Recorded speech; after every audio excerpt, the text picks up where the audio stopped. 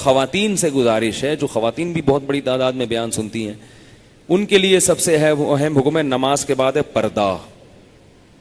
عورت کے لیے نماز کے بعد سب سے اہم حکم کیا ہے؟ پردہ ہے. آج لڑکیوں کی, خواتین کی بے پردگی نے دنیا کو بے حیائی کا اڈا بنا دیا ہے. اگر عورت اپنے آپ کو کنٹرول کر لے تو مرد کو کنٹرول کرنا آسان ہے. عورت کنٹرول میں نہیں ہے. آستینیں چھوٹی ہوتی جا رہی ہیں, ہاف سلیوز, پھر اس سے نان سلیوز, سلیو لیس کپڑے, بچیوں کو بھی وہی پہنائے جا رہے ہیں. تو اللہ کی بندیو, تم تھوڑا سا اپنے حال پہ رحم کرو. نبی صلی اللہ علیہ وسلم نے ارشاد فرمایا کہ قرب قیامت میں ایسی عورتیں پیدا ہوں گی, ایسی عورتیں پیدا ہوں گی کاسیات عاریات, لباس پہننے کے باوجود برہنہ ہوں گی.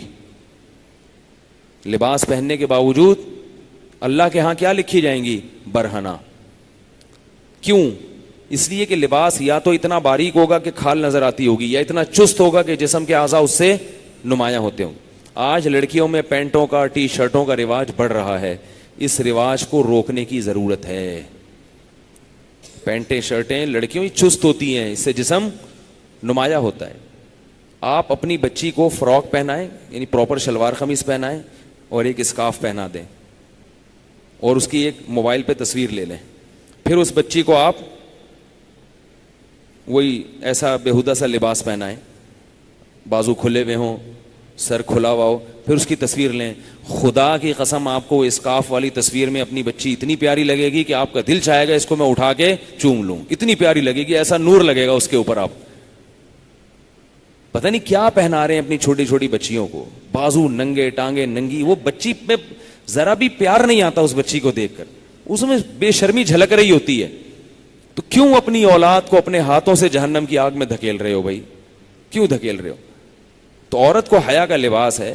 شوہر کے لیے زینت اختیار کرے, وہ شوہر کے لیے زینت اختیار کرے. شوہر کے لیے جو چاہے مرضی پہنے جیسا چاہے وہ. بلکہ شوہر کے لیے تو ایسا لباس پہننا چاہیے کہ شوہر کی طبیعت اس کی طرف مائل ہو, تاکہ وہ باہر منہ کالا نہ کرے. شوہر کے لیے تو زینت ہے نہیں. وہ جب آتا ہے گھر میں تو ایسا اس بیچارے کو پسی. اور جب لوگ بتاتے ہیں جب بیگم والی شادی میں جاتی ہیں نا, ایسی سر دھچ کے جاتی ہیں, کیونکہ وہاں بہت ساری انٹی آئی ہوئی ہوتی ہیں دیکھنے کے لیے. تو وہ تو جاتی ہیں. جب گھر میں شوہر آئے تو اس کے لیے کیا ہے؟ وہ کہتے ہیں یہ تو ابا نے باندھ دیا میرے پلے, یہ کون سا کہیں بھاگا جا رہا ہے, ٹھیک ہے نا. لیکن جب اس کے ادھر ادھر چکر بازیاں شروع ہوتی ہیں تو پھر کیا ہوتی ہیں؟ پریشان. تو اللہ تعالیٰ تو چاہتے ہیں گھر میں ایک محبت کا ماحول رہے. تو عورت کے لیے پردہ ہے, پردہ ہے, پردہ ہے.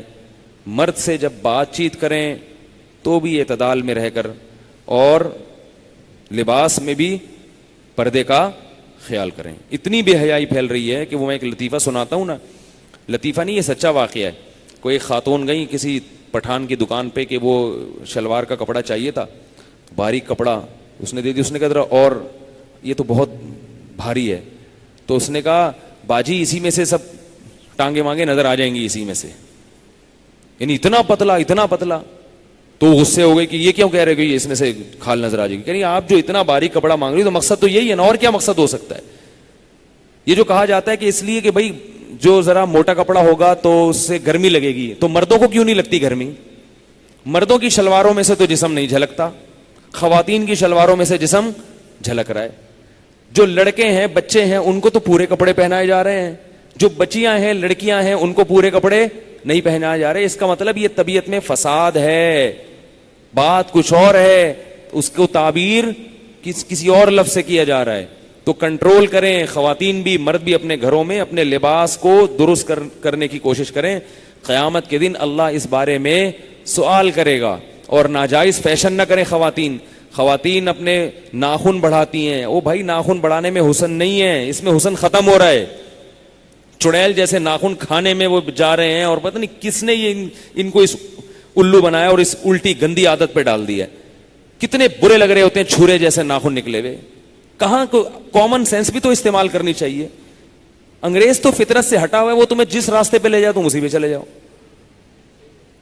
میں ایک جو دکان پہ گیا موبائل کی, اس نے اتنا بڑا ناخن بڑھایا ہوا ہے اپنا موبائل شاپ پہ. میں نے کہا یہ کیا ہے بھائی؟ کہہ رہا اصل میں موبائل کا کور بار بار کھولنا پڑتا ہے نا. میں نے کہا کور کھولنے کے لیے آپ کوئی انسٹرومنٹ نہیں استعمال کر سکتے, کوئی پیچکس یا کوئی بلیڈ؟ 24 घंटे नाखून बढ़ा हुआ है आपका, कितनी उलझन है। मेरे नाखून अगर अभी थोड़े से बढ़ गए हैं ना, उंगलियों में बेचैनी शुरू हो जाती है। सबके ही ऐसे होता है, बार बार आदमी यूं कर रहा होता है, यार क्या है, काटूं इनको काटूं, में बेचैनी हो जाती है, हर वक्त ऐसे ऐसे करते हैं हम। तो इनको बेचैनी नहीं होती, यकीनन होती है, लेकिन दिमाग क्या हो गया है, पागल। शोबाजी के लिए अपना सुकून बर्बाद कर दिया, और शोबाजी भी नहीं हो रही होती। कोई ऐसा नहीं है कि किसी लड़की के रिश्ते उसके नाखून देख के आते हों, कहीं ऐसा नहीं है कि आपकी बेटी के नाखून बढ़े हुए थे तो वो जो है ना, वो यूनिवर्सिटी में किसी लड़के को पसंद आ गई, उसने कहा यार नाखून माशाल्लाह। अबे कुछ भी नहीं है इससे भाई, कुछ भी नहीं। ना शोहर को बीवी के नाखून पसंद आते हैं। मैंने आज तक कोई मर्द नहीं देखा कि मेरी बीवी के नाखून इतने बड़े हैं, मुझे इतने अच्छे लगते हैं, एक दिन काटा था मुझे बहुत गुस्सा आ गया था। तो ये फजूल किस्म की बातें। इसी तरह औरत के लिए आईब्रोज बनाना हराम है, और हकीकत बताऊं ये भी बुरी लगती है। ये तो जो लोग फिल्में देखने के आते हैं ना, दूर दूर से अदाकाराओं को देखते हैं, आप आईब्रोज बनी हुई खातून कोई करीब से देखो, वहशत होती है, उससे पता चल रहा होता है इसने अल्लाह की बनाई हुई तख्लीक में काट छांट की है, काट छांट की है इसने, ये नेचुरल नहीं है, ओरिजिनल नहीं है।